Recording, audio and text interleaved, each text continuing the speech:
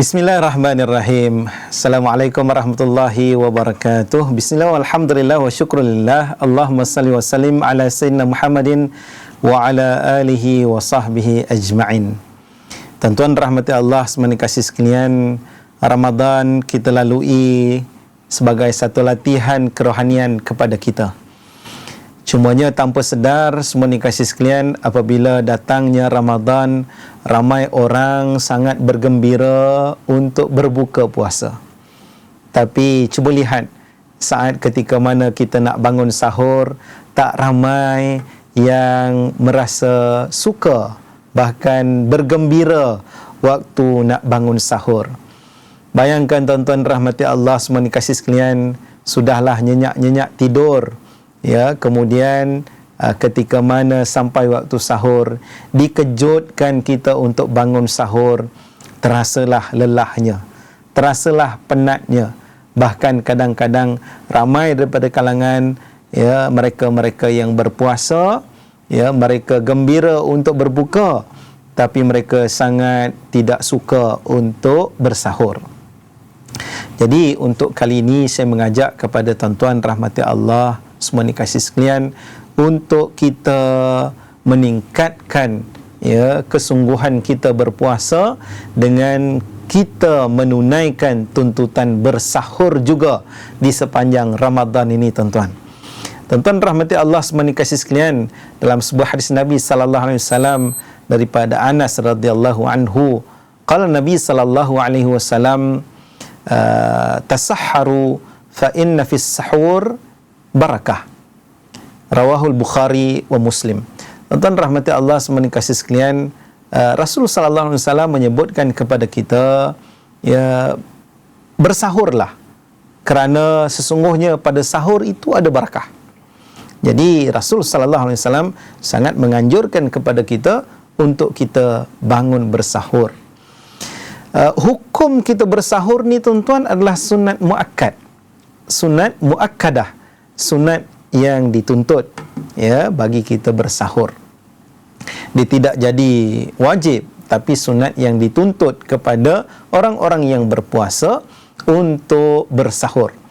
Tuan-tuan, dalam sebuah hadis yang lain juga Rasul sallallahu alaihi wasallam menegaskan bahawa perbezaan di antara puasa kita dengan puasa ahli kitab adalah sahur. Jadi supaya kita memiliki perbezaan, ya, di antara kita dengan puasanya ahli kitab, maka bangunlah bersahur, tuan-tuan. Jadi tuan-tuan rahmati Allah semua dikasih sekalian, sahur yang di sana terdapat barakah tadi, ya, sebahagian ulama menyatakan barakahnya itu dalam sudut yang pelbagai. Yang pertama, tuan-tuan rahmati Allah, keberkatannya adalah kita mengikut sunnah Nabi sallallahu alaihi wasallam. Satu, kita buat, kita bangun, kita paksa diri kita walaupun kita penat, letih, ya, bangun juga untuk bersahur kerana Nabi sallallahu alaihi wasallam. Ya, kita ikut sunnah yang ditunjukkan oleh Nabi sallallahu alaihi wasallam. Ya, jadi barakah itu dalam bentuk yang pelbagai, secara tidak langsung kita telah pun mengikuti sunnah baginda Nabi sallallahu alaihi wasallam. Yang kedua, tuan-tuan rahmati Allah semua dikasih sekalian, apabila kita bangun bersahur, ya, di sana ianya akan menyebabkan kepada kita berpeluang untuk melatih diri kita bermunajat, menghidupkan amalan-amalan di penghujung malam, yang di sana juga ianya antara waktu-waktu yang mustajab berdoa. Jadi tuan-tuan rahmati Allah semua dikasih sekalian, apabila kita bangun untuk bersahur itu, janganlah kita bangun, buka mata, basuh mata saja, ya, berkumur sedikit, kemudian kita makan sedikit, kemudian kita tidur balik. Bangunlah tuan-tuan rahmati Allah untuk bersahur. Pada masa yang sama, jangan tinggalkan untuk kita laksanakan ibadah sebelah malam. Paling tidak tunaikan salat 2 rakaat. Paling tidak kita duduk-duduk sambil beristighfar kepada Allah Subhanahu wa taala. Paling tidak kita berdoa kepada Allah Subhanahu wa taala, kerana di sana ada waktu yang mustajab doa di sisi Allah Subhanahu wa taala. 2. Yang ketiga, tuan-tuan rahmati Allah, di mana nilai keberkatan kita bangun bersahur? Di sana tuan-tuan rahmati Allah, dengan sahur tadi dia membekalkan sedikit tenaga kepada kita tuan-tuan rahmati Allah.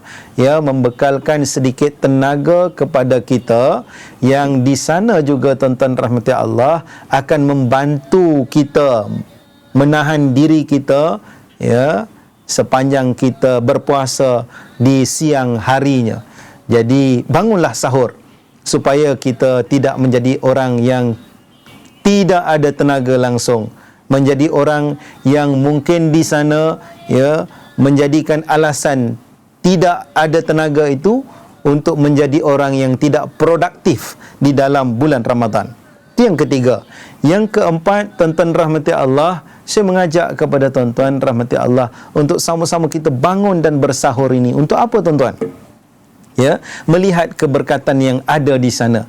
Paling tidak tuan-tuan rahmati Allah, di sanalah proses untuk mengingatkan kita kembali seandainya kita lupa berniat di sebelah malamnya tuan-tuan, ya, niat berpuasa. Setidak-tidaknya kita ada masa-masa yang terakhir, ya, untuk kita memperbaharui niat puasa kita. Dalam mazhab Syafi'i, puasa itu adalah ibadah mustaqillah, ibadah yang terpisah-terpisah. Maka apabila kita, ya, melaksanakan ibadah puasa itu, dituntut bagi kita untuk berniat untuk setiap malamnya, ya, memperbaharui niat pada setiap harinya, niat puasa tersebut. Jadi oleh kerana di kesempatan itu ada peluang, ya, kita bersahur, seandainya kita lupa, kita masih memiliki kesempatan untuk kita memperbaharui dan menghadirkan niat puasa kita. Banyak lagi tuan-tuan rahmati Allah semua kasih sekalian, ya, keberkatan yang datang daripada sahur ini. Dan paling tidak tuan-tuan rahmati Allah, dengan sebab sahur tadi Rasulullah anjurkan pula lewatkan sahur itu, ya, maka ianya akan membawa kepada kita latihan untuk menunaikan salat subuh di awal waktu. Bayangkan tuan-tuan rahmati Allah, pastinya banyak keberkatan-keberkatan daripada sahur ini. Seandainya ianya perintah yang datang daripada Allah menerusi Nabi SAW, tentu sahaja ia akan menghimpunkan pelbagai kebaikan, pelbagai hikmah kepada kita.